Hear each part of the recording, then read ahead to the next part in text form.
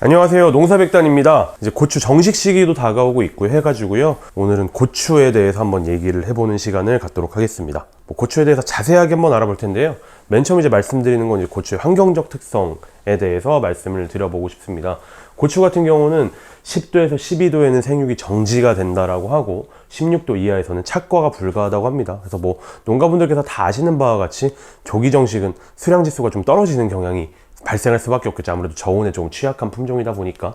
6도 이하에서 낙엽이 발생하면서 광합성이 효율이 떨어지는 것도 같은 맥락으로 이해해 주시면 되는데요. 문제는 이제 35도 이상에서도 낙엽들이 발생을 하면서 이제 광합성 효율도 많이 떨어지고 고추의 수량 지수도 굉장히 떨어지게 됩니다. 그러니까 고추 같은 경우는 한여름에도 자라는 품종이다 보니까 대부분 이제 저온 저항성만 신경을 쓰시는데, 고온 저항성 등의 환경 저항성, 내성을 길러주기 위해서 좀 이제 생류 활성 물질이라든가 여러 가지 제품들을 꾸준하게 연면 시비로 공급하는 것이 중요하다라는 거 알 수 있을 것 같고요. 그래서 결론적으로는 생육 저온은 24도에서 35도 정도다 라고 정리할 수 있겠습니다. 비로 보시면은 계속 따잖아요. 연속 착과형으로 계속 따는 과실이다 보니까, 과체류다 보니까 아무래도 다비성 작물이라고 이해해 주시면 될 것 같고, 이 많은 양의 양분들을 한 번에 넣어주시는 것보단 소량으로 분시하시는 것이 훨씬 더 효율이 좋을 것 같다. 소량으로 분시하는 방법은 또 이제 토경살포보다는 관비재배가 훨씬 더 적합하겠죠. 물 관리도 할 수 있고 비료도 소량으로 관비할 수 있으니까요. 훨씬 더, 그래서 토양살포 비료보다는 관비재배가 소량을 증가시키는 데 훨씬 더 도움이 된다라는 거 이해해 주시면 될 것 같고요. 토양 같은 경우는 점토질 토양은 조금 고추의 생육에 좋지 않다. 아무래도 배수가 불량하기 때문이라고 이해해 주시면 될 것 같고요. 적정 산도는 pH 5.5에서 6.8 정도, 약한 산성이죠. 이거보다 좀 강산성, pH 4 나오는 밭, 3 나오는 밭은 토양 개량을 좀 해주셔야겠다 까지 말씀을 드리겠습니다. 수확량을 늘리기 위해선 결국에 낙화가 덜 돼야 되고 어쨌건 꽃이 많이 와야 되잖아요. 그럼 꽃을 어떻게 하면 좀 늘릴 수 있을까에 대해서도 한번 자세하게 알아보도록 할 텐데요. 꽃을 늘리는 방법은 저희가 이해해 주셔야 되는 게, 건강한 모종을 이제 선택을 해 주셔야 되고, 정식 시기도 우리가 좀 조정을 해야 되고, 정식하는 방법 또 우리가 고려를 해야 되고, 인산이 어떻게 꽃을 늘릴 수 있는지, 그리고 칼슘과 붕소도 꽃에 어떤 작용을 하는지에 대해서 말씀드리도록 할게요. 일단 모종 부분인데요, 고추의 유전적 특성 때문인데요, 본엽 이제 새 잎이 될 때 꽃눈의 분화가 시작이 되고, 아무래도 그 시기는 육묘기겠죠. 본엽 이제 11매에서 꽃눈 이제 30개가량 분화가 됩니다. 본엽의 개수마다 꽃눈에 분화되는 개수가 직접적으로 연관이 되어 있기 때문에 육묘기에 건강하게 육묘가 된 모종을 고르시는 게 굉장히 중요하다고 판단이 되고요. 그렇기 때문에 아무래도 모종을 고르실 때 좋은 모종장도 선별을 하시고, 그 모종장에서 나오기 한 일주일에서 한 2주일 정도는 또 경화 작업을 하잖아요. 경화 작업도 굉장히 중요한 것 같고, 간혹 농가분들께서 뿌리 같은 걸 이제 끊으시는 분들이 있습니다. 당근 처리를 하시는 분들이 있어요. 돌돌 말려있으면 활착이 늦다고 해서 당근 처리를 하시는 분들이 있는데, 요거는 그냥 제 경험입니다만은, 끊으시는 것보다는 아무래도 모종장에서, 육묘장에서 그 당근 처리를 하지 않도록 모종을 다 건강하게 키우려고 노력을 하기 때문에, 실제로 모종을 끊고 이렇게 심으시는 것보다는 그냥 그 상태로 끊지 않고 심는 게 훨씬 더 나은 경향이 있는 것 같아요, 제 경험상. 육묘일수 같은 경우는 모종을 고르시는 직접적인 기준이 되겠죠. 노지 재배하는 경우, 촉성 재배하는 거고, 반촉성 재배하는 경우가 다 다른데, 노지 재배하는 경우는 70에서 80일 정도 육묘 기간을 가져가는 거고요. 촉성 재배, 반촉성 재배는 60에서 65일, 80에서 90일 정도의 육묘 기간을 가져간 모종을 고르시는 게 적합하겠습니다. 이 육묘 기간이 왜 중요하냐면요, 이제 어린묘랑 노화한묘 각각의 특징이 있는데, 어린묘 같은 경우는 뿌리 자체가 지금 뻗으려고 하는 활력이 너무 강하기 때문에요, 쉽게 가번무하게 되고, 쉽게 가번무한다는 얘기는 영양 생장이 계속적으로 지속되기 때문에 아무래도 숫기가 조금 지연될 우려가 있습니다. 그렇다 보니까 고추의 발달이 좀 늦게 되니까 이제 대가가 아니라 소가가 생산되는 경향이 나오고요. 이런 거 이제 예방을 하시기 위해서는 어린묘를 어쩔 수 없이 받으셨다고 하면은 밑거름의 양이랑 물을 공급하는 관수량을 조금 줄이시는 것이 방법일 수 있고요. 이제 너무 노화된 묘의 특징 같은 경우는 트레이 안에서 지금 뿌리가 너무 많이 돌아 있겠죠. 그래서 이런 부분 때문에 이제 당근 처리를 하시거나 이제 뿌리를 피셔가지고 심는 부분들이 많이 생기시는데, 이거 자체가 당근 처리하면 상처가 생기잖아요. 상처가 생긴 쪽으로 병원균의 감염에 되게 취약한 부분이 있어가지고, 요거는 사실 그렇게까지 제가 권장하고 싶은 방법은 아닙니다. 어쨌건 노화암묘를 선택을 하셨을 때에는 밑거름의 양이랑 물의 공급량을, 관수량을 조금 늘리시는 거 반대겠죠. 네, 그거를 추천드립니다. 이제 정식 식이요도 또 중요한데요. 아까 온도 말씀드렸지 않습니까? 이제 10도에서 12도에선 생육이 정지가 되고 16도 이하에서는 착과가 안 된다. 이제 꽃이 개화가 안 된다. 그러니까 이 온도가 넘어가 버리면 이 온도보다 낮아지게 되면 냉해 피해를 받는 거니까 아무래도 좀 냉해 피해를 받을 수 있는 조기 정식을 추천하지 않고요. 조금씩 늦게 심는 경향이 있으십니다. 그래가지고 어쨌건 정식 시기는 지역별로 다르겠지만 노지고추 같은 경우는 4월 말에서 5월 초, 늦게까지 가면 5월 중까지가 정식의 적기로 볼 수 있을 것 같습니다. 정식 방법도 이제 그림으로 더 중요한데요. 제일 중요한 건 어쨌건 이랑의 높이, 지면의 높이랑 근권부의 높이가 같게 정식을 해주시는 게 제일 중요하겠죠. 그거보다 깊숙하게 심었을 때는 아무래도 줄기 부분에서 부정근이 많이 발생할 거고요. 이거보다 얕게 심었을 때, 그러니까 뿌리가 노출된 상태로 심었을 때는 이 노출된 부분의 뿌리에 건조 피해가 발생할 수 있겠죠. 어쨌건 지면의 높이랑 맞춰서 정식하시는 걸 추천을 드리고, 인산 부분을 말씀을 드려야 되는데, 인산의 공급량이 늘어나면은 아무래도 착과수, 주당 착과수입니다. 전체적인 착과수가 아니라 주당 착과수. 그러니까 이건 직접적으로 수확량이 연관이 되는 거고, 꽃이 많이 피고 착과가 많이 됐다는 얘기인 거죠. 그래서 적정 인산을 공급을 하게 되면은 고추의 수확량을 늘릴 수 있다 라고 이해해 주시면 되겠습니다. 인산을 공급하면 이제 개화가 많아지고 착과가 많아진다까지는 말씀을 드렸는데, 어떤 형태의 인산 공급하는 게 제일 효율적인가도 저희가 비교해 봤습니다. 쭉 보시면은 인산을 안 준 경우가 제일 수확량이 떨어지고 있는 거 보실 수 있고, 수확량이 제일 높은 부분은 아무래도 당연히 폴리인산을 준 실험군이겠다 이해해 주시면 되겠습니다. 네, 그리고 이제 붕소랑 칼슘 얘기인데요. 붕소 같은 경우는 이제 꽃의 기관들에, 꽃밤이라든가 암술머리, 씨방 같은 이제 꽃의 기관들, 과일의 기관들에 제일 많이 집적되어 있는 양분 중에 하나입니다. 그러니까 붕소 자체가 아무래도 꽃이랑 과일에 제일 많이 직접이 돼 있어요. 그러니까 생식 생장에 굉장히 중요한 역할을 하는 거고요. 그것만 생각을 했을 때도 꽃을 잘 받기 위해서, 그리고 건강한 과일을 생산하기 위해서는 붕소를 필수적으로 공급을 해주셔야 된다라는 거 이해해 주실 수 있고요. 칼슘 같은 경우는 어린 세포에 필수적이고, 칼슘 부족하면 생장이 당연히 위축될 수밖에 없습니다. 꽃이랑 뿌리에도 실제로 칼슘이 굉장히 많이 있습니다. 많이 집적되어 있는데요. 그렇기 때문에 붕소랑 칼슘이 공급이 되면은 수확량이 느는 것은 굉장히 자명한 사실이고, 그리고 또 칼슘이 식물 세포에서 어떤 역할을 하는지는 제가 팩팅 결합으로 설명을 드렸는데, 칼슘을 공급할 때는 붕소와 같이 공급을 하는 것, 물론 양은 다르겠죠. 칼슘 같은 경우는 다량원소에 속하고, 붕소 같은 경우는 미량원소에 속하니까 양은 당연히 달라야 될 거예요. 거의 뭐 1000분의 1, 10,000분의 1 정도 수준으로 달라야 될 텐데, 어쨌건 그래도 같이 공급하는 것이 칼슘과 붕소를 따로 공급하는 것보다 훨씬 더 효율적이다. 네, 나이트라보라는 제품 뭐 알고 계시나요? 질산 칼슘 제품이죠. 질산태질소와 거의 100% 질산태질소와 칼슘을 같이 공급할 수 있는 제품인데, 이 제품은 이제 붕소가 같이 들어 있습니다. 칼슘 한 26% 정도에 붕소가 0.3% 정도. 그러면은 100분의 1 스케일이네요. 이 정도 붕소양은 충분히 고추에 공급이 가능한 양이고요. 그러니까 따로 뭐 알붕사랑 칼슘을 공급하시는 것보다는 이런 형태의 칼슘과 붕소가 같이 공급될 수 있는 제품을 공급하시는 것을 추천드립니다. 사용량 같은 경우도 궁금해 하시는 분들이 많으실 것 같은데, 고추 같은 경우는 추비도 거의 뭐 한 달에 한 번 간격, 20에서 25일 간격으로 추비를 하시는데요.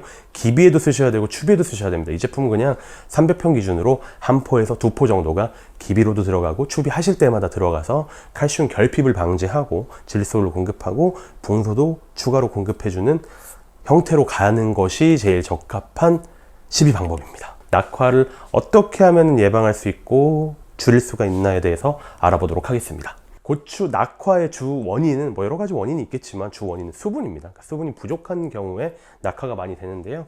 그렇기 때문에 수분이 부족한 경우 당연히 수분을 보충해야 되는데, 이 보충하는 방법들이 여러 가지 형태가 있지 않습니까? 뭐 비로도 보충할 수 있고, 아니면 뭐 고랑이 이렇게 저면을 관수할 수도 있고, 또 이제 스프링 쿨러를 돌릴 수도 있는데, 고추가 굉장히 병해가 많은 작물이잖아요. 탄저병 같은 것들은 물을 매개로 전염이 되기 때문에 아무래도 스프링 쿨러를 돌리시는 것보다는 물 공급하실 때 저면이나 점적 관수로 공급하시는 것이 병을 더 퍼뜨리지 않는데 굉장히 중요한 역할을 하게 되겠죠. 그리고 이렇게 물이 부족하게 되면 낙화가 낙화가 많아지는 거 외에도 물이 부족하게 되면 당연히 이제 증산량도 떨어지게 되겠죠.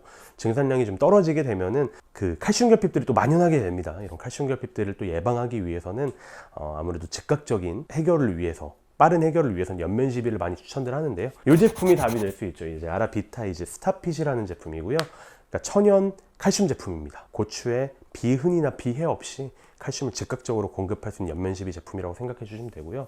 반대로 이제 수분이 많은 경우도 뭐 여러 가지 문제들이 발생을 하겠죠. 고추가 아까도 기억하시겠지만 배수가 좋은 토양에서 잘 자란다고 했으니까 수분이 일단 많아지게 되면 뿌리 쪽의 통기성이 너무 나빠지게 되니까요. 고추 자체의 생육이 좀 이제 안 좋아지는 경향도 많이 발생할 텐데, 그럴 때는 어쨌건 그리고 또 상대 습도가 높게 되면은 수정이 잘 안 돼요. 수정이 잘 안, 특히나 하우스의 상대 습도가 높게 돼버리면 수정이 잘 안 되니까 하우스 내부의 상대 습도를 좀 낮추고 수분량을 낮춰야 될 필요가 있는데, 그럴 때 이제 측창을 개방하시는 방법을 사용하셔야 되죠. 측창 개방하는 것도 뭐 주야간 온도 같은 거 고려하셔가지고 잘 개방을 하셔야 될 것 같고, 그건 농지마다 좀 다르니까요. 어쨌건 그럼 이런 수분 스트레스도 좀 경감을 시켜야 될 텐데, 환경 스트레스, 수분 스트레스, 고온 스트레스, 저온 스트레스, 이런 환경에 대한 내성을 기르는 제품, 아까 제가 고추의 온도 말씀드리면서도 다시 한번 말씀을 드렸는데, 지금 다시 한번 또 강조를 드리면 이 제품이 있습니다. 아라비타 바이오트랙이라는 제품이고요. 해조 추출물 중에 제일 좋은 제품인 아스코필름 노도섬이 들어가 있는 생리활성 제품입니다. 그렇기 때문에 이제 좀 고추의 환경 내성을 길러주는 데 도움이 되고요. 뭐 아까 말씀드렸던 칼슘제도 그렇고, 이 칼슘제인 야라비타 스타핏도 그렇고, 생리활성 제품인 야라비타 바이오트랙도 그렇고 500에서 1000배 정도로 그냥 고추에 꾸준하게 사용해 주시면 되겠다 라고 생각하시면 되겠습니다. 아까도 말씀드렸다시피 고추 같은 경우는 저온에서도 생육이 모든 작물이 마찬가지지만 생육이 정지가 되잖아요. 그래서 정식을 하시고 나서 야간 온도가 너무 낮은 경우에는 또 이제 꽃이 많이 떨어지게 됩니다. 그렇기 때문에 조기 정식은 조금 피하시라 라고 말씀을 드렸던 부분이 다시 나오는 거고요. 인산이 부족한 경우, 인산이 부족하게, 여기 보시면은 이제 뿌리, 줄기, 잎, 열매 각 기관에 얼마나 많은 인산들이 지금 포함이 되어 있나를 나타낸 도표인데요. 제일 중요한 게 열매잖아요. 열매 부분의 인산 함량은 꾸준하게 증가하는 경향을 보이고 있다. 꽃도 비슷한 모양새입니다. 그렇기 때문에 인산이 부족하게 되면은 꽃의 낙화도 굉장히 많아지게 되고 개화량도 적어지게 됩니다. 그렇기 때문에 인산이 부족하게 되는 것도 저희가 막아야 돼요. 인산을 공급을 해야 되고요. 네, 그렇기 때문에 인산의 부족을 해결하기 위해선 밑거름 자체로 인산을 당연히 공급을 해야 하고, 웃거름으로도 꾸준하게 공급을 해야 됩니다. 고추 키우시는 분들, 고추뿐만 아니라 대부분 원예적 키우시는 분들이 웃거름을 제일 많이 하시는 게 NK잖아요. 질소와 칼륨 정도는 공급을 하시려고 하시는데, 복합 제품에 들어있는 인산, 그러니까 인산 자체는 공급을 하시는 분들이 그렇게 많지가 않더라고요. 하지만 보시면 알겠지만 생육이 진행되면서 인산의 함량 자체, 요구도 자체가 높아지게 됩니다. 인산은 꾸준하게 공급이 되어야 하는 영양분이고요. 그렇기 때문에 밑거름으로 인산을 공급하는 것 외에도 웃거름도 인산이 포함된 복합비료 형태의 제품을 공급하시는 것이 좋겠다. 그리고 그 인산의 형태는 좀 폴리인산이면 더 좋겠죠. 네, 고추 같은 경우도 이제 병이 굉장히 많이 오잖아요. 뭐 역병, 칼라병, 탄저병, 끝썩은병, 뭐 그런 것들, 병들이 너무 많이 오는데, 그럼 병해를 좀 어떻게 예방할 수 있을까에 대해서도 저희가 한번 같이 알아보시죠. 뭐 제일 먼저 말씀드려야 되는 건 아무래도 칼슘입니다. 하지만 칼슘이 식물 체내에서 제대로 작용을 하기 위해선 칼슘보다 적은 양이 필요하긴 하지만 어쨌건 같이 공급돼야 되는 붕소도 꼭 기억해 두셨으면 좋겠습니다. 칼슘과 붕소 자체는 어쨌건 세포벽의 결합을 더 단단하게 하기 때문에 병을 예방하는 개념으로 칼슘과 붕소가 굉장히 중요한 역할을 한다는 거죠. 실제로 보시면은 무처리한 거랑 질산칼슘, 칼슘이 공급된 거랑 비교해 보시면 탄저병 발병률이 심각하게 낮아지는 것을 보실 수 있고요. 이제 고사율도 질산칼슘의 처리 배수가 높아질수록, 그러니까 질산칼슘이 많이 공급될수록 고사율 자체도 낮아지는 것을 보실 수 있습니다. 칼슘이 공급되니까 주당 끝석음과도 줄어들고 있네요. 여러분, 칼슘이랑 붕소를 어떻게 공급하는 것이 중요한가는 저희가 너무 많이 얘기를 했었던 것 같아요. 칼슘이랑 붕소의 식물 체내에서 이동성을 말씀을 드리면서 초기에 많은 양을 주셔야 된다. 밑거름으로도 분명히 공급을 하셔야 되고, 밑거름 이후에 관비로도 소량 분시가 계속되어야 합니다. 하지만 연면 시비도 반드시 병행되어야겠죠. 많이 말씀드렸잖아요. 고추 과일로 이제 칼슘이나 붕소가 집적되는 것보다는 잎 쪽으로, 노화된 잎 쪽으로 집적되는 게 더 많고, 그렇기 때문에 생육 중후반기 이후부터는 과일 쪽으로 칼슘이 공급되는 확률이 굉장히 낮아진다. 그렇기 때문에 연면 시비도 필수적으로 해주셔야 된다는 거고, 칼슘과 붕소가 같이 공급되는 것들이 굉장히 유의미하게 고추에 좋은 일이기 때문에 칼슘과 붕소가 같이 포함된 형태의 나이트라보라는 제품을 밑거름으로도 그리고 웃거름으로도 꾸준하게 공급을 해야 한다. 300평에 10kg에서 20kg 정도가 꾸준하게 공급이 되어야 된다라고 말씀드렸고, 아라비타 스타핏이라는 제품도 고추에 비해나 비흔 없이 고추에 칼슘을 공급할 수 있는 굉장히 좋은 연면시비 제품입니다. 그리고 뭐 이제 병해 쪽에서 밀식 재배도 저희가 한번 언급을 하고 넘어가야 될 것 같은데, 밀식 재배를 하시는 분들께서 고추를 모종을 고르실 때 최근 육종된 모종 같은 경우는 이제 가지들이 굉장히 많잖아요. 그래서 아무래도 밀식 재배하면 더 빽빽하게 서로 가지끼리 맞닿는 경우도 있고, 그 간격이 너무나 좁아지게 되니까 밀식 재배하는 건 어떤 품종이건 간에 병 전파가 훨씬 더 빨라지게 됩니다. 어쨌건 지금 통풍도 굉장히 안 좋아지게 될 테니까요. 병이랑 관련해서 물을 공급하는 관수의 방법이랑 이제 일항의 높이도 저희가 한번 언급을 드리고 싶은데, 물 공급하는 건 고추병 중에 탄저병은 매개체가, 탄저병뿐만 아니라 역병도 마찬가지예요. 매개체가 어쨌건 물이지 않습니까? 그래서 물이 튀는 것보다는 저면으로 깔아주는 것들이 병이 만연하게 퍼지는 걸 조금 더 막을 수 있다. 그렇기 때문에 스프링클러를 돌리시는 것보다는 저면 관수나 점적 관수로 관수를 하시는 것을 추천을 드리는 부분이고요. 일항 높이도 중요한데요.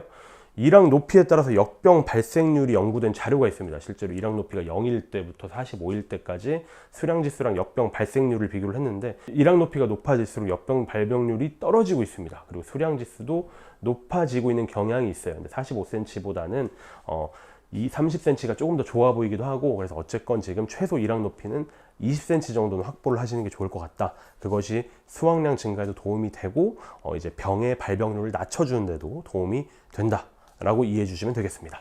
자, 이제 방제하는 시기도 굉장히 중요한데요. 고추뿐만 아니라 다른 작물도 다 마찬가지입니다. 발생하고 난 다음에 방제하시는 것보다는 발생하기 전에 방제하는 것이 훨씬 더 효과가 좋고요. 발생한 이후에는 방제 효과가 급격하게 떨어지기 때문에 발생한 이후보다는 발생하기 전에 방제를 하시는 것이 훨씬 더 도움이 되겠다. 꾸준하게 방제를 하시는 것을 권장드립니다. 한번 병 오면은 그거 이제 치료하는 거 사실 쉽지 않잖아요. 병 오기 전에 아무래도 약값이 조금 부담이 되신다고 하시지만, 병이 오기 전에 올 것 같은 기미가 보이면 확실하게 방제를 하시면서 그것을 좀 예방하시는 것을 추천드립니다. 이제 비 타이밍도 한번 고려해 보시는 게 좋을 것 같은데, 이제 비가 오기 전에 방제를 할 거냐, 비가 오고 난 다음에 방제를 할 거냐. 아까도 말씀드렸다시피 그 매개체가 물이잖아요. 물로 매개되는 병원균들이 많이 있으니까 비 오고 난 다음에는 그것들이 더 만연하게 퍼진단 말이죠. 그럼 방제하기 훨씬 수월하지가 않아집니다. 그렇기 때문에 비 오기 전에 방제하는 것들이 훨씬 더 지금 방제 효과가 높은 것을 보실 수 있습니다. 어쨌건 그러면 수확을 했을 때 이거 우리가 또 이제 말려야 되잖아요. 화건을 하건 양건을 하건 뭐 태양초를 만들건 말려가지고 건고추를 만들어야 되는데, 그럼 그 과정에 수분들이 날아간단 말이죠. 그럼 건고추의 중량 자체, 건조 중량 자체를 높일 수 있는 방법은 뭐가 있을까에 대해서 한번 얘기를 해보시죠. 네, 고추 두께가 중요합니다. 과육 두께 자체가 굉장히 중요합니다. 똑같은 크기의 고추라고 하더라도 과육 자체가 두꺼운 애들이 당연히 건조했을 때 무게도 더 나가게 되겠죠. 과육의 두께를 늘릴 수 있는데 역할을 하는 양분은 뭐가 있을까 열심히 찾아보니까 칼슘이다 라는 자료가 나와 있습니다. 특히나 건조해서 고춧가루를 만들어야 하는 고추나 아니면 뭐 아삭아삭한 식감이 나야 하는 고추 같은 경우는 과육의 두께가 굉장히 중요하고, 그 과육의 두께를 늘리는 영양 성분은 직접적으로 칼슘이다 라고 다시 칼슘의 중요성을 강조할 수 있겠네요. 네, 그래서 실제로 그래프를 보시면은 칼슘이 공급이 되니까 과육 두께가 두꺼워지는 경향이 보여지고 있습니다. 과육 두께가 두꺼워지고 있고요. 환원 당도도 조금 올라가고 있고요. 그리고 칼슘의 공급량이 늘어나니까 당연히 수확량, 무게 자체는 증가하게 되지요. 과육 두께가 두꺼워진다는 얘기는 무게도 증가하고, 무게가 증가했으니까 수확량이 증가한다는 얘기입니다. 좀 이제 어떻게 하면 편리하게 고추를 재배할 수 있을까? 고추 재배 자체가 사실 너무 힘들잖아요. 여름에 하시니까 땀도 너무 많이 나고 너무 힘드신데, 어떻게 하면 조금이라도 편하게 영양 성분을 공급하는 방법이 있을까를 생각을 하면 결국에 관비 재배입니다. 관비 재배랑 그냥 토경 재배랑 비교를 해보면요, 그냥 토경 재배의 노동력 지수를 100이라고 했을 때 관비 재배를 해서, 그러니까 비료를 물에 녹여가지고 물로 공급. 근데 이때 물 같은 경우는 쿨러보다는 저면이나 점적을 고추에서는 특히 추천을 드렸었죠. 근데 어쨌건 관비 재배를 하는 경우 노동력 지수가 35. 밖에 안 나요. 그러니까 거의 70%가 넘는 숫자가 노동력이 세이브가 된다라는 거고요. 그것뿐만이 아니라 수확량도 듭니다. 그냥 토경 재배했을 때 수확량을 300 정도라고 봤을 때 관비 재배를 하게 되면은 수확량이 400이 넘게 나오고 있습니다. 그러니까 관비 재배 같은 경우는 보셨다시피 노동력을 직접적으로 절감시킬 수 있고 그리고 수확량도 늘릴 수 있다라고 했는데요. 실제로 보시면은 수확량이 평균 한 52% 정도 향상되고 있습니다. 킬로그램당 이제 고추의 도매 가격을 2,500원 정도로 저희가 환산을 했을 때 관비 재배 시스템만 도입을 하더라도 이제 뭐 300평 기준으로 30만 1,600원 30만 1,600원 정도의 소득을 더 거둘 수 있다는 얘기고요. 노동력 자체도 65%가 감소가 되는 거죠. 65%가 감소가 된다는 것은 또 이제 직접적으로 농경비를 세이브하는데 농경비를 절감하는데 굉장히 큰 도움이 되겠죠. 비료 비용 같은 경우 같은데 좀 부담이 되시니까 관비재배 도입하시는 그 시스템을 만드시는데 좀 주저하시는 분들이 있으세요. 관비재배 비료는 어쨌건 토양에 살포하는 비용보다 비싸니까요. 지금 평균적으로 관비재배가 국산 제품도 있고 해외에서 넘어온 제품도 있지만 평균 내면 한 10에서 12만 원, 뭐 비싼 거는 15만 원, 20만 원짜리 있긴 합니다만 평균적으로 10만 원이 넘는 가격을 형성하고 있기 때문에 일반적인 복합 비료 지금 뭐 구매하시면 2만 원 언더로 구매를 하실 텐데 거기에 뭐 지금 5배, 6배 가격이니까 너무 부담이 되는 건 사실입니다. 편하고 맞는 방법이 있기 때문에 수확량도 늘고 품질도 좋아지는 거 아시지만 직접적으로 농경비가 부담이 되셔가지고 좀 도입을 꺼리시는 분들이 있다라고 저도 전해 듣고 있는데요.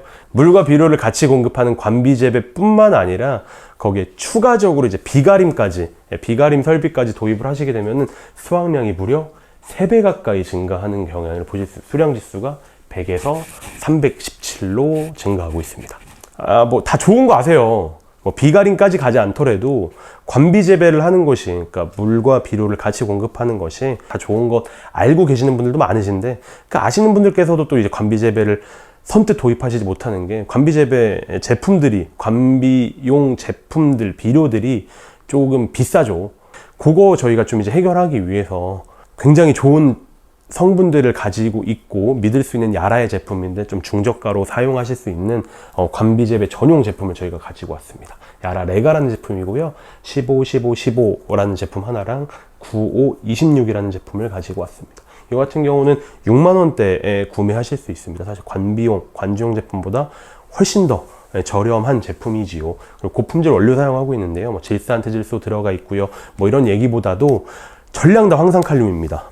지금 쓰시는 관주용 제품에 칼륨이 전량다 환산칼륨인 경우는 사실 흔치 않으실 거예요. 염화칼륨이 추가적으로 들어가 있거나 아니면 전량 염화칼륨이어가지고 뭐 물에 잘 녹게 만들었다 이렇게 하시는데, 황산칼륨이기 때문에 물에 조금 천천히 녹을 수는 있지만 고추 같은 경우는 칼륨도 굉장히 중요하지만 황도 또 굉장히 중요하고, 염소랑 황만 비교해 봤을 때 고추는 황을 더 필요로 하는 것들이 자명하지 않습니까? 황은 다량원소에 속하지만 염소는 몇 작물을 제외하고는 먹지도 않는 양분이니까요. 전량다 황산칼륨 사용하고 있고요. 그래서 아까 말씀드렸던 15, 15, 15에는 15%의 황이 추가로 들어가 있고, 이제 95, 26이라는 제품에는 36%의 황이 또 들어가 있습니다. 영양성분들이 고추에 어떤 영향을 끼치나 좀 자세하게 알아보도록 하겠습니다. 질소! 고추를 크게 만들죠. 뭐 자세하게 알아보면은 엽록체도 만들고 세포 분열을 촉진시키고, 세포의 비대가 아니라 세포의 분열입니다. 세포가 분열되는 시기는 초기겠죠. 그러니까 초기에는 질소가 굉장히 중요하다라는 걸 여기서도 다시 한번 배울 수 있는 거고요. 아미노산을 합성합니다. 아미노산 합성하기 때문에 단백질 함량을 늘리는 거죠. 그러니까 식물의 구성 성분 중에 제일 많이 들어가야 되는 성분 중에 하나라고 생각해 주시면 되겠습니다. 결핍이 되면 어떤 증상들이 나오냐면요, 작아집니다. 사진으로 보시면요, 질소가 들어간 것과 안 들어간 것들 차이 보이실 거예요. 질소가 안 들어가니까 점점 더 식물체 자체가 활력도 없어지고 작아지는 거 보실 수 있습니다. 노엽이 황화되고요. 황화된 입에 말단부터 괴사가 시작되고요. 생육이 저하되고 당연히 수확량과 품질이 떨어지게 되겠죠. 모든 원예작과 마찬가지로 질소의 형태는 질산태질소가 고추 쪽에 훨씬 더 긍정적인 영향을 끼치는데요. 그 이유가 뭐 여러 가지 이유가 있긴 하지만 제일 직접적인 이유는 상조작용 때문이에요. 고추가 많이 또 필요로 하는 칼륨이라든가 칼슘, 마그네슘 등의 양이온은 질산태질소와의 상조작용과 함께 더 잘 흡수가 되고요. 반대로 암모니아태질소나 요소태질소를 사용했을 경우에는 이 기량작용이 일어나니까 질소도 잘 안 빨리고 다른 유익한 양이온도 잘 빨리지 않는 이런 기량작용이 일어나 버리게 됩니다. 실제로 실험을 한 결과인데요. 질산트질소랑 암모니아태질소의 비율을 바꿔가면서 이제 고추를 한번 키워봤단 말이죠. 근데 질산트질소가 하나도 없을 때에서 점점 증가를 하면은 암모니아태질소보다 더 많은 양의 질산트질소가 들어갔을 때 3대1의 비율일 때 수확량이 제일 높아지는 것을 보실 수 있습니다. 자, 질산트질소랑 암모니아태질소 비율을 가지고 또 이제 실험한 결과 다시 한번 살펴보시면 이제 질산트질소 비율이 또 점점 높아질수록 건조 중량이 증가하는 경향을 또 보실 수 있습니다. 어쨌든 결론적으로 질산트질소를 훨씬 더 고추가 선호하고 있다라고 생각해 주시면 되겠고요. 네, 질소 부분을 좀 요약해서 설명을 드리도록 하겠습니다. 질소는 고추의 생육 발달에 영향을 끼치고 특히나 이제 초기에 중기 후기에도 정량이 필요하긴 하지만 초중기에 굉장히 질소의 중요도는 높다라고 다시 한번 이해해 주시면 되겠고, 충분한 양의 질소가 적기에 공급되면 생육이 발달되고 오히려 개화도 촉진된다. 이 부분도 중요한 포인트죠. 사실 꽃 받으실 때 질소를 억지로 줄이시는 분들이 있는데 그렇지 않다라는 거. 그리고 질소 공급량이 증가하면 고추의 주당 착과수가 증가해서 수확량이 증가한다라는 거고요. 아까도 말씀드렸다시피 질산트질소를 고추는 제일 선호하고 있다. 그래서 질산칼슘을 꼭 공급하시기를 권장을 드리는 부분이고요. 질산트질소랑 암모니아태질소의 비율은 질산트질소가 100%인 것보단 질산트질소랑 암모니아태질소가 혼합돼서 한 3대1 정도의 비율이 최적의 수확량 지수를 가져갈 수 있었다라는 겁니다. 인산 부분인데요. 인산도 중요한 역할을 하죠. ATP의 구성 요소기도 하고 핵산의 구성 물질이기도 하고 에너지를 합성한다. ATP의 구성 요소죠. 그리고 동화산물을 전달하는 매개체 역할도 하고요. 모든 기관에 저장이 돼서 모든 기관의 에너지 형태로 저장이 돼서 그리고 전달이 되는 모든 기관의 에너지 형태로 전달이 되고 저장이 되고 각 기관을 발달시키는 역할을 하는 것이 인산의 역할입니다. 인산이 부족하게 될 때는요. 립이 작아지고 왜소해지고 그런 증상도 있지만 가장 이제 저희가 구별하기 쉬운 증상 중에 하나는 잎 색깔이 변하게 되죠. 좀 자주색 계통으로 노엽이 변색이 이루어집니다. 자세하게 살펴보시면 잎이 작아지게 되고 뿌리 발달, 특히나 뿌리 발달 그리고 가지 발달이 약해지게 되고 노엽의 생육이 둔해지면서 이제 색깔이 좀 이제 자주색 계통으로 변하게 되고요. 착화량이랑 개화량 자체도 감소하게 되고 결국에 궁극적으로는 수확량이랑 품질이 떨어지게 됩니다. 그래서 인산이 증가가 되니까 착과수가 증가가 되는 경향을 보실 수 있고 착과수가 증가되면 당연히 수확량도 증가하게 되겠죠. 인산이 증가가 되니까 수확량 자체가 증가하는 것을 직관적으로 보실 수 있고요. 인산의 공급량이 인산량이 증가를 하니까 이제 가지의 건조 중량, 그러니까 식물체 내 지상부의 발달이 이루어지고 있다는 거고 마찬가지로 지하부의 건조 중량, 지상부와 지하부 자체가 발달하고 있는 것을 보실 수 있습니다. 이제 인산의 형태인데요. 인산 질소는 말씀드리면 이제 질산트질소가 제일 좋다라고 말씀을 드렸고 인산 같은 경우는 여러 가지 인산들이 있겠지만 결론적으로 폴리인산의 형태가 제일 좋습니다. 그래서 인산 무처리한 것부터 인광석, 정인산만 준 거, 정인산과 폴리인산을 섞어준 거, 폴리인산만 준 게 있는데 폴리인산만 준 실험구의 생산량이 제일 높은 것을 보실 수 있어요. 이건 인산의 흡수율과 관계된 요인인 거죠. 그래서 요약드리면은 인산은 고추 생육 발달에 굉장히 중요한 역할을 하고요. 충분한 양의 인산이 공급되면 생육이 발달되고 개화량 자체가 증가하면서 개화도 촉진되는 경향이 있다. 개화량이 증가하니까 착과수도 증가하고 수확량도 증가한다라는 거죠. 그리고 폴리인산이 제일 적합한 형태의 인산 공급 소스다라는 거 다시 한번 말씀을 드리고요. 이제 칼륨입니다.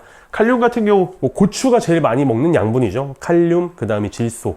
칼륨 제일 많이 먹으니까 어쨌건 중요하겠죠. 근데 왜 중요하냐 살펴보시면 동화산물을 전달하고 기공을 개폐한다. 기공 개폐하니까 아무래도 이제 그 양수분의 흡수하는 것에 굉장히 중요한 역할을 하겠죠. 그래서 질병 내성을 길러주고요. 스트레스 내성도 길러줍니다. 그래서 궁극적으로 어쨌건 또 똑같이 수확량이랑 품질을 증가시키게 되고요. 칼륨이 부족하게 되는 건 아까 인산이 부족한 거랑 마찬가지로 이제 노엽들이 좀 테두리가 불에 타는 것처럼 젓갈색으로 변하게 되겠죠. 자세하게 살펴보시면 노엽의 말단이 갈변하면서 괴사가 되고요. 갈변. 좀 색깔이 불타는 것처럼 빨간색, 노란색으로 변해집니다. 그리고 잎이 괴사하고 나중에는 경화되기 때문에 부스러지고요. 생육 후반기에 이제 팁번 현상의 요인이 되기도 합니다. 팁번하면 우리가 이제 칼슘만 얘기하는데 사실 칼륨 결핍도 생육 후반기엔 팁번으로 이어질 수 있다는 거. 개화가 늦어지게 되죠.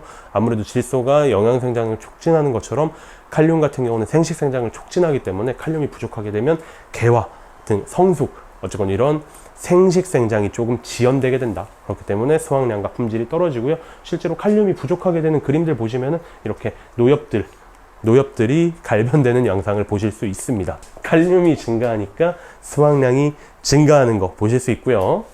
칼륨이 증가하니까 이제 조단백질, 그러니까 단백질이랑 비타민 C의 함량, 그러니까 이 고추의 품질이랑 관련된 거죠. 칼륨이 많이 공급이 되면 고추의 품질이 증가하게 된다. 비타민 C가 근데 사실 색소예요, 색소, 그죠? 색소기 때문에 칼륨이 증가되면은, 칼륨이 공급이 되면은 때깔이 좋아진다 라고 이해해 주시면 되겠습니다. 네, 칼륨이 이제 증가를 하니까 캡사이신의 함량도 증가하고 있죠. 맛이 좋아지네요. 우리 고추 캡사이신 때문에 먹는 거니까요. 이제 칼륨이 증가가 되면 이제 색택 차트 봤을 때도 색상이 훨씬 더 좋아진다. 아까 비타민 C도 보셨죠? 네, 그리고 칼륨이 증가하게 되니까 질병 내성이 증가되고 질병의 민감성이 떨어지기 때문에 고사율 자체는 떨어지는 것을 보실 수 있습니다. 칼륨이 증가하니까 이런 아스코빅산, 유기산이죠. 노화도 방지할 수 있는 유기산인데 유기산의 함량이 증가하는 걸 볼 수 있습니다만 여기서 하나 더 캐치하셔야 되는 게 이제 염화칼륨과 황산칼륨, 염화가리와 황산가리를 비교한 건데요. 이제 염화가리랑 황산가리 색깔을 잘 살펴보시면 똑같이 칼륨이 증가하니까 유기산이 증가돼서 노화가 지연된다 라고만 이해하시는 게 아니라 같은 실험군으로 비교를 하셨을 때 황산칼륨을 공급한 곳이 염화칼륨을 공급한 곳보다 유기산의 함량이 높아지게 된다라고 이해해 주시면 되겠습니다. 황산칼륨이 염화칼륨보다 고추에 적합한 형태의 칼륨 공급 소스라는 거죠. 예, 마찬가지로 이제 칼륨의 형태에 따라서 고추에 얼마나 많은 칼륨들이 집적되고 있나, 칼륨을 얼마나 잘 흡수하고 있나 비교해 놓은 건데요. 황산칼륨이 염화칼륨보다 고추 내부에 칼륨이 더 많이 집적되고 있다. 즉 칼륨이 더 잘 흡수되고 있다는 거고요. 이제 마지막으로 비교하면 당연히 황산칼륨은 황과 칼륨이 같이 공급이 되는 거고 염화칼륨은 염소와 칼륨이 같이 공급되는 건데 염소는 고추에 적합한, 고추가 잘 흡수하는 영양물질이 아니기 때문에 굉장히 고추가 많이 흡수해야 되는 황의 함량 자체가 황산칼륨을 공급했을 때 훨씬 더 고추 쪽으로 많이 흡수될 수 있게 만들어준다는 거죠. 예, 요약하겠습니다. 칼륨은 고추의 생육 발달에 영향을 미침, 질소랑 인산도 마찬가지였죠. 비료의 3요소니까요. 굉장히 중요하고요. 어쨌건 그리고 고추가 제일 많이 먹는 양분 중에 하나니까요. 칼륨을 공급하면 고추의 품질도 향상되고 충분한 양의 칼륨이 공급되면 생육이 발달하고 착과수도 증가한다. 그리고 생식생장이 촉진된다. 고추의 품질이 좋아진다 라고까지도 말씀을 드렸고, 그리고 칼륨은 이제 질병의 민감성을 둔화시키기 때문에 똑같이 질병에 걸린다고 하더라도 고사되는 확률을 훨씬 더 낮춰줄 수 있다는 거고요. 고추에 적합한 칼륨의 형태는 황산칼륨이라는 것까지 말씀을 드리도록 하겠습니다. 네, 이제 칼슘입니다. 칼슘은 굉장히 중요한 역할을 하는데요. 일단 세포벽을 구성한다. 이거 말씀드렸습니다. 이 영상에서 말씀드렸는데 칼슘은 뭐와 함께 세포벽을 구성하냐면 붕소. 그러니까 칼슘이 공급될 때 붕소도 같이 공급되는 형태로 칼슘과 붕소를 같이 넣어주시는 게 조금 슬기로운 영양관리 방법이다라는 거고요. 병저항성, 스트레스 내성을 증가시킨다. 세포벽이 단단해지니까요. 병원균의 침입을 좀 미연에 방지하는 거죠. 그리고 수확량이랑 품질을 향상시킨다. 결핍이 되면 어떻게 되나요? 고추 키우시는 분은 다 아셔야죠. 끝이 썩죠. 끝도 썩고 신엽 칼슘 결핍 증상이 나타나고 팁번도 나타나고 여러 가지 증상들이 나타나고 배꼽 썩음 증상도 나타나고요. 그래서 칼슘이 증가되니까 수확량도 증가하고 있는 경향을 보실 수 있고요. 칼슘이 증가하니까 이런 이제 기능성 물질들, 유기산들이 증가하고 있습니다. 칼슘의 공급량은 이렇게 고추의 품질에 큰 영향을 끼친다라고 이해해 주시면 되겠고요. 예, 이 부분 과육 두께 굉장히 중요하죠. 이건 이제 건조 중량에 밀접한 연관이 있으면서 수량 지수에도 굉장히 중요한 역할을 하니까요. 칼슘 주면 고추의 과육이 두꺼워집니다. 과육이 두꺼워지니까 무게 자체가 증가하고 수확량이 증가한다는 건데요. 칼슘을 주니까 과육 두께 자체도 증가하고 있고요. 칼슘을 주니까 환원당도 높아지고 있네요. 맛도 좋아집니다. 과형을 또 따로 측정하는 차트로 측정을 해보면요. 칼슘을 줬을 때 아주 곧고 예쁜 모양의 고추가 생산이 되고 있다. 상품성이 높아지고 있다라고 이해해 주시면 될 것 같고요. 예, 칼슘 같은 경우는 아까도 말씀드렸다시피 칼슘이 결핍되면 끝썩음이 바로 나오잖아요. 근데 이렇게 칼슘을 준 처리구, 특히나 질산칼슘을 준 처리구는 주지 않은 대조구에 비해서 17%나 끝썩음이 줄고 있다는 거 꼭 알고 가셨으면 좋겠습니다. 예, 칼슘을 주게 되니까 곰팡이 풋사리움 곰팡이를 아예 감염을 시키고선 실험을 했는데 칼슘을 주니까 고사율 자체가 굉장히 떨어지고 있죠. 거의 100에서 시작했어요. 칼슘 안 준 토양은 곰팡이 풋사리움에 감염을 시키니까 고사되는 게 거의 100에 지금 수렴하고 있는데, 칼슘을 주니까 발병률이 반절 정도로 떨어지고 있는 모습을 보실 수 있습니다. 그러니까 병을 치료하는 게 아니라 병의 발병을 좀 억제하는, 병을 억제할 수 있는, 예방할 수 있는 것에는 칼슘이 굉장히 중요한 역할을 한다는 걸 단적으로 보실 수 있죠. 칼슘을 주게 되니까 뭐 두 가지 품종으로 다 실험을 해봐도 칼슘을 주게 되니까 똑같이 탄저균이 침입을 했을 때도 탄저병의 발병률이 현저하게 떨어지는 것을 보실 수 있고요. 요약하면은 칼슘 같은 경우는 고추의 생육 발달에 영향을 끼치고, 칼슘이 잘 공급되면 고추의 품질도 좋아지게 된다라는 거고요. 칼슘의 공급으로 아까 말씀드렸던 기능성 물질들이죠. 올레오레진, 글루코즈, 아스코빅산, 특히나 이제 유기산 같은 경우들, 노화를 방지하는 그런 친구들의 함량이 증가하는 걸 볼 수 있고, 제일 중요한 거 두 가지죠. 칼슘이 공급이 되면은 어쨌건 내병성이 좋아진다라는 거. 그리고 두 번째로는 칼슘이 공급이 되면은 과육 두께가 두꺼워지니까 건조 중량이 증가한다라는 거까지 꼭 이해하셨으면 좋겠습니다. 자, 지금까지 이제 고추 생육에 대해서 전반적으로 말씀을 드리면서 영양성분의 한 역할까지 말씀을 드렸는데요. 생육 단계별로 필요한 양분량들까지 다 고려된 12프로그램을 마지막으로 소개해드리고 영상을 끝내려고 합니다. 두프로랑 유니칼슘이라는 제품을 사용했고요. 두프로는 아시다시피 복합 제품입니다. 질소, 인산, 칼륨이 포함되어 있고 미량요소가 다 들어있고요. 그리고 전량당 황산칼륨을 사용하고 있고 추가적으로 칼슘까지 포함이 되어 있는, 그러니까 고추가 먹어야 되는 양분을 다 포함하고 있다고 생각하시면 될 것 같아요. 그리고 말씀드렸다시피 질소 중엔 질산트질소, 인산 중엔 폴리인산, 칼륨 중엔 항산칼륨, 칼슘은 질산칼슘, 이런 거 말씀을 다 드렸는데, 그런 형태의 양분들이 들어있는 토경용 복합 제품입니다. 두프로라는 제품이고요. 유니칼슘이라는 제품은 NK를 대용을 훌륭하게, 대체가 아니라 NK보다 훨씬 더 좋은 형태의 제품입니다. 질소랑 칼륨이 들어가 있고요. 거기에 추가적으로 칼슘까지 들어가 있는데요. NK랑 차이점은 칼슘이 들어있다 안 들어있다 그 차이뿐만 아니라, NK 같은 경우는 요소태질소, 염화칼륨 정도가 이제 물리적으로 혼합해 놓은 제품이라면, 이 제품은 전량 질산 칼슘과 질산 칼륨입니다. 그렇기 때문에 추가적으로 염류 집적이 높아진다거나 그런 것을 미연에 방지할 수 있는 제품이고요. 이 두 가지를 사용해 가지고 밑거름부터 그 다음 이제 30일 간격으로 웃거름을 3번 주는 프로그램을 만들어 보았습니다. 마지막으로 이제 설명을 드리자면, 야라밀라 컴플렉스라는 거는 질소, 인산, 칼륨 복합 비료인데요. 여기에 칼륨은 전부 다 황산칼륨이고, 아까 설명드렸던 것처럼 폴리인산 들어가 있고요. 질산트질소로 구성되어 있는 제품이고, 거기에 추가적으로 미량염소까지 다 들어가 있습니다.